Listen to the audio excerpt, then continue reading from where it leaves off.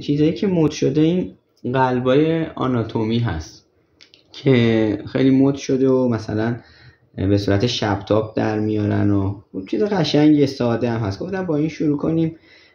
در حینش در واقع روش‌های چه می‌دونم ریزه‌کاری ها رو هم میگیم دیگه، چجوری نسبت رزین به هاردنر باشه، چجوری هم بزنیم حباب نزنه، نه اینجور چیزا. گفتم شاید برای بعضیا مفید باشه. خب ما نیاز به رزین داریم، هاردنر داریم، قالب داریم، یه چیزی برای هم زدن که معمولا این چوبا خوبه، رنگای شبتاب که پررنگ ترینش یعنی پر نور ترینش هم آبی و سبزه. بعد یه چیزی برای اینکه اینا رو توشون مخلوط کنیم که باید بهترینش همین لیوانای یه بار مصرفه که خیلی هم نازک نباشه. اینا تأثیر داره توی حباب زدن و اینها. خب ترازو